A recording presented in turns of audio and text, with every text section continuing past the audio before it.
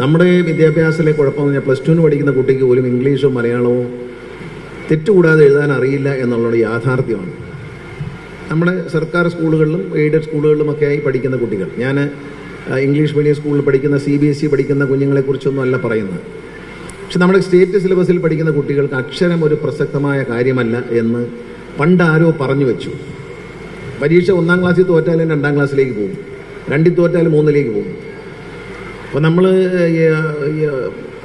അങ്ങനെ ഒരു കുട്ടിയുടെ മെറിറ്റ് എന്താണ് എന്ന് മനസ്സിലാക്കാൻ, അതിനെന്തൊക്കെ കുറവുകളുണ്ട്, എന്തൊക്കെ കഴിവുകളുണ്ടെന്ന് മനസ്സിലാക്കാൻ കഴിയാത്ത വിധത്തിൽ വിദ്യാഭ്യാസത്തെ മുൻകാലങ്ങളിൽ ജനാധിപത്യ സംവിധാനത്തിൽ മന്ത്രിമാരായി വന്നവർ ആരെയോ സന്തോഷിപ്പിക്കാൻ വേണ്ടി, കുട്ടി പരാജയപ്പെട്ടാൽ രക്ഷകർത്താവിന് വിഷമമുണ്ടാവും, ആ രക്ഷകർത്താവിൻ്റെ വോട്ട് എനിക്ക് കിട്ടിയില്ലെങ്കിലോ എന്ന് വിചാരിച്ചിട്ട് ഔദാര്യം കാണിച്ചു. ആ ഔദാര്യം നമ്മുടെ വിദ്യാഭ്യാസ രംഗത്തെ തകർത്തിട്ടുണ്ട് എന്നുള്ള യാഥാർത്ഥ്യം. ഇപ്പോൾ വീണ്ടും പരീക്ഷകൾ ആരംഭിക്കുക. സ്റ്റേറ്റ് സിലബസിൽ 8-ാം ക്ലാസ്സിലും 9-ാം ക്ലാസ്സിലും 10-ാം ക്ലാസ്സിലും പരീക്ഷ നടത്തി ജയിച്ചാൽ മാത്രം പോകുന്ന നിലയിലേക്ക് ശ്രീ V. ശിവൻകുട്ടി മന്ത്രിയായതിനു ശേഷം അദ്ദേഹം ഒരു മാറ്റം വരുന്നു. ആ പഴയകാല പഠന രീതികൾ വളരെ നല്ലതായിരുന്നു. അന്ന് ഞാനൊക്കെ പഠിക്കുന്ന കാലത്ത് നമുക്ക് അറിയാം, അധ്യാപകർ കുട്ടികളോട് എഴുന്നേറ്റ് നിന്ന് വായിക്കാൻ പറയും ടെക്സ്റ്റ് ബുക്ക്. ആ ടെക്സ്റ്റ് ബുക്ക് ഇങ്ങനെ വായിച്ചു കഴിഞ്ഞാൽ പെട്ടെന്ന് നിർത്താൻ പറയും, നിർത്തിയിട്ട് അടുത്ത ആൾ വായിക്കാൻ പറയും.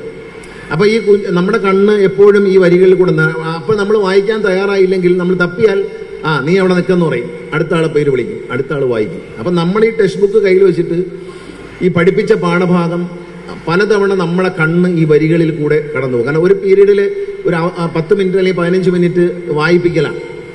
അപ്പോൾ ഈ സ്ഫുടതയോടുകൂടി എഴുന്നേറ്റ് നിന്ന് വായിക്കുമ്പോൾ ഇംഗ്ലീഷ് ആണെങ്കിലും മലയാളമാണെങ്കിലും അതിൻ്റെ പ്രൊണൗൺസിയേഷൻ, ഉച്ചാരണ രീതികൾ വളരെ കറക്റ്റായിരിക്കും. അപ്പോൾ അതുകൊണ്ട് നല്ല മലയാള ഭാഷ പറഞ്ഞിരുന്നവരായിരുന്നു മലയാളികൾ. ഇപ്പോൾ എന്താണ് പറയുന്നതെന്ന് നമുക്കറിയില്ല. ഇംഗ്ലീഷ് ആണെങ്കിലും ശരി തന്നെ ഉറക്കെ വായിക്കുക. എൻ്റെ അച്ഛൻ പറയാം, നിങ്ങളുടെ ഹിന്ദു പത്രം വരുത്തിയിട്ട് ഒച്ചത്തിൽ വായിച്ച് പഠിക്കുക. TV-യിൽ ന്യൂസ് വായിക്കുന്ന പോലെ നമ്മൾ ഇംഗ്ലീഷ് വായിച്ച് പഠിച്ചാൽ നമുക്ക് ഇംഗ്ലീഷ് പറയാൻ പറ്റും നന്നായിട്ട് എന്ന് പറഞ്ഞു. അപ്പോൾ അതെപ്പോഴും എൻ്റെ അച്ഛൻ പറയുമായിരുന്നു. അതൊരു നല്ല പാഠമാണ്. ശരിക്കും പറഞ്ഞാൽ ഉച്ചത്തിൽ വായിച്ച് പഠിക്കണം കുഞ്ഞുങ്ങൾ. ആ ഒരു സംവിധാനം പൂർണ്ണമായും നമ്മുടെ വിദ്യാഭ്യാസം എന്ന് മാറിപ്പോയി.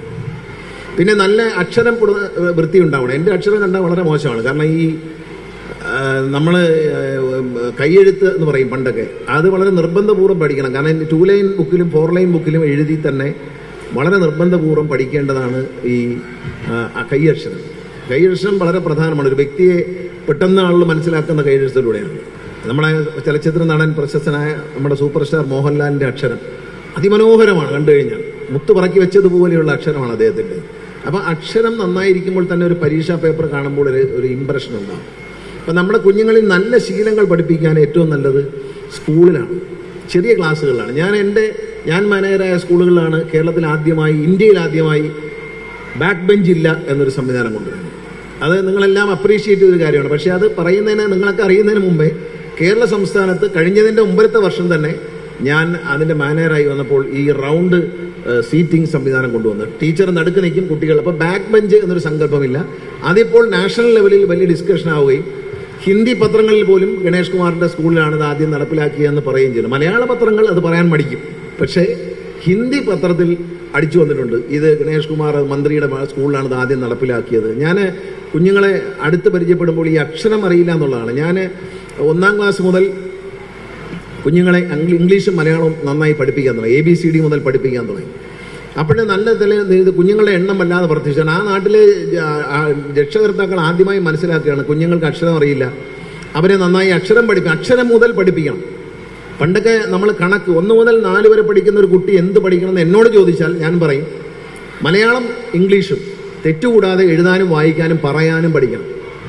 4-ാം ക്ലാസ്സിലെത്തുമ്പോൾ അത് LKG തുടങ്ങിയാണ് പറയണം. പിന്നെ മാത്രമല്ല കണക്ക് കൂട്ടാനും കുറയ്ക്കാനും ഗുണിക്കാനും ഹരിക്കാനും നന്നായിട്ട് പച്ചവെള്ളം പോലെ അറിഞ്ഞിരിക്കണം. ഇത് അറിയാമെങ്കിൽ 5-ാം ക്ലാസ് മുതൽ ഒരു കുട്ടിയെ ഏത് വിഷയത്തിലേക്കും തിരിച്ചുവിടാം. എക്കണോമിക്സ് പഠിക്കണമെങ്കിൽ എക്കണോമിക്സ്, സയൻസ് പഠിക്കണമെങ്കിൽ സയൻസ്, ഹിസ്റ്ററി പഠിക്കണമെങ്കിൽ ഹിസ്റ്ററി, അങ്ങനെ ഏതൊന്ന് ഡയറക്ഷനിലും തിരിച്ചുവിടാൻ പറ്റും. ബേസിക് എഡ്യൂക്കേഷൻ എന്ന് പറയുന്നത് ഈ 4-ാം ക്ലാസ് വരെയാണ്.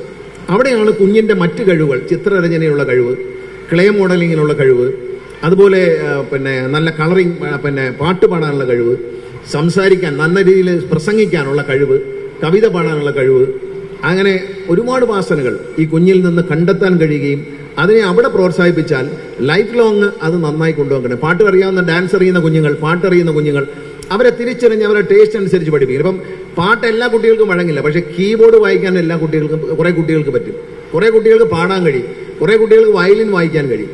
എൻ്റെ ഒരു കാഴ്ചപ്പാടിൽ സർക്കാർ സ്കൂളുകളിലെ സംഗീത അധ്യാപകരുടെ നിയമനം മാറ്റിക്കൊണ്ട് ഒരു 5 സ്കൂള്, ഒരു പ്രദേശത്തെ ഒരു 5 സ്കൂൾ ഒരു ക്ലസ്റ്ററായി എടുത്തുകൊണ്ട് അവിടെ കുഞ്ഞുങ്ങളെ കീബോർഡ് പഠിപ്പിക്കുക, വയലിൻ പഠിപ്പിക്കുക, വോക്കൽ പഠിപ്പിക്കുക, ഗിറ്റാർ പഠിപ്പിക്കുക, ഇങ്ങനെ വിവിധ ഡ്രംസ് പഠിപ്പിക്കുക, അങ്ങനെ വിവിധ കലാരൂപങ്ങൾ, സംഗീതത്തിൻ്റെ വിവിധ വശങ്ങൾ കുഞ്ഞുങ്ങളെ പഠിപ്പിക്കണം. അപ്പോൾ ആ ഇൻട്രസ്റ്റ് അനുസരിച്ച് എൻ്റെ കുഞ്ഞിന് ഡ്രംസ് പഠിക്കാനാണ് ഇഷ്ടമെങ്കിൽ അങ്ങോട്ട് വിടും, ആ സ്കൂളിലേക്ക് വിടും. അങ്ങനെ ഒരു സംവിധാനം നമ്മുടെ നാട്ടിലുണ്ടാകണം. അതിനൊരു പ്രത്യേക ദിവസം മാറ്റിവെച്ചുകൊണ്ട്, ഒരു പ്രത്യേക ശനിയാഴ്ച അങ്ങനെ ഒരു ദിവസം മാറ്റി വെച്ചുകൊണ്ട് ഇത്തരം ആക്ടിവിറ്റികൾ, ഡാൻസ് പഠിക്കുന്ന കുട്ടികൾക്ക്, മോഡേൺ ഡാൻസ് പഠിക്കേണ്ട കുട്ടികൾക്ക് അത് പഠിക്കാം, ഭരതനാട്യം, മോഹിനിയാട്ടം പോലുള്ള ഡാൻസുകൾ ക്ലാസിക്കൽ ഡാൻസ് പഠിക്കേണ്ട കുഞ്ഞുങ്ങൾക്ക് അത് പഠിക്കാനുള്ള സൗകര്യം കൊടുക്കണം. അങ്ങനെ വ്യത്യസ്തമായ കലാവാസനകളെ വളർത്താൻ, ചിത്രരചന അറിയുന്ന കുഞ്ഞുങ്ങളെ, ഇപ്പം ഞാനും ചിത്രം വരച്ചിട്ടുണ്ട്. എന്നെ പഠിപ്പിക്കാനും എൻ്റെ ക്ലാസ്സിൽ ഒരു ഡ്രോയിങ് സ്റ്റാർ ഉണ്ടായിരുന്നു. ഞാനും പടം വരച്ചു, പക്ഷെ ഒരു വട്ടം, ഒരു കോഴിമുട്ട പോലും എനിക്ക് ശരിയായി വരയ്ക്കാൻ അറിയത്തില്ല. പക്ഷേ ഞാനും പഠിച്ചു. എന്നെ പഠിപ്പിക്കാനും ഒരു ഡ്രോയിങ് സാർ ഉണ്ടായിരുന്നു. എൻ്റെ കൂടെ ആ ക്ലാസ്സിലിരുന്ന് 41 കുട്ടികളും ഡ്രോയിങ് പഠിച്ചു. തയ്യൽ പഠിപ്പിക്കാൻ ഒരു ടീച്ചർ ഉണ്ടായിരുന്നു. തയ്യലിനെ പറ്റി യാതൊരു വിവരവുമില്ല. ഈ കർച്ചീഫ് പോലെ ഒരു തുണിയുമായിട്ട് പോകും, അതിനെ മടക്കി തയ്ക്കും. മടക്കി തയ്ച്ച് കഴിയുമ്പോൾ അടുത്ത പ്രാവശ്യം ചെല്ലുമ്പോഴത്തേക്കും ഹോംവർക്ക് തരും, ഇത് രണ്ടും തച്ചുകൊണ്ടിരാൻ പറയും. അത് ചെയ്യാത്തതുകൊണ്ട് ചെയ്യും, പുതിയൊരു തുണിയായിട്ട് ചെല്ലും. മറ്റേ തുണി കളഞ്ഞു പോയി, ഏതാ ഈ മറ്റേ തുണിയുടെ പുറത്ത് നിന്ന് വലിച്ചിരി കളയും. അവസാനം ഈ ചുറ്റങ്ങ് വലിച്ചിരി കളയും, നടുക്കുള്ള ഭാഗം എടുക്കും. ടീച്ചറെ ആ തുണി കൊണ്ടുവരാൻ മറന്നുപോയി, എന്നാൽ ഇതിൽ ഇയാൾ ഒന്നുകൂടെ മടക്കി തയ്ക്കുമെന്ന് പറയും. പിന്നെ ഇരുന്ന് മടക്കി തയ്ക്കും സൂചി വെച്ച്. പക്ഷെ ഒരു കാര്യമുണ്ട്, ബട്ടൺസ് തയ്ക്കാനൊക്കെ ഞാനും പഠിച്ചു എന്നുള്ളത് ഒരു സന്തോഷമുള്ള കാര്യമാണ്. അങ്ങനെ പഠിച്ചതുകൊണ്ട് തയ്യൽ ഇച്ചിരിച്ചേ അറിയാം. എൻ്റെ അമ്മ നന്നായിട്ട് തയ്ക്കുമായിരുന്നു. അപ്പോൾ അമ്മയുടെ മെഷീൻ്റെ അടുത്ത് പോയി ഇത് കണ്ടുപഠിച്ച് ഈ മെഷീൻ ചവിട്ടാനുള്ള ഒരു ഇഷ്ടം കൊണ്ട് ഞാനും കുറച്ച് തയ്യലൊക്കെ അത്യാവശ്യം പഠിച്ചു. അപ്പോൾ അതുകൊണ്ട് ഇതൊക്കെ ഇതുകൊണ്ടൊന്നും നമ്മൾ ജീവിക്കാൻ പോകുന്നില്ല, പക്ഷേ എല്ലാം ഒന്ന് അറിഞ്ഞിരിക്കുന്നതാണ്. എൻ്റെ അമ്മ എനിക്ക് മമ്മട്ടിയും തൂമ്പയും, ചാലയിൽ വന്നിട്ട് മമ്മട്ടിയും തൂമ്പയും കുന്താലിയൊക്കെ ചെറുത് വാങ്ങിച്ചു തരുമായിരുന്നു വെട്ടി പഠിപ്പിക്കാൻ വേണ്ടി. അങ്ങനെ വെട്ടി പഠിച്ച് വലുത് വെച്ച് വിട്ട് ഞാൻ അത്യാവശ്യം ഒരു തെങ്ങിന് തടവൊക്കെ എടുത്തു തരാൻ പറ്റുന്ന ആളാണ്, കുഴപ്പമൊന്നുമില്ല. ആ പണികളൊക്കെ അറിയാം. സിനിമയിലൊക്കെ അഭിനയിച്ചെങ്കിലും ഈ പണികളെല്ലാം എനിക്കറിയാം. ഒരുവിധം ജോലികളൊക്കെ ഞാൻ ചെയ്ത് ഞാൻ ജീവിക്കും.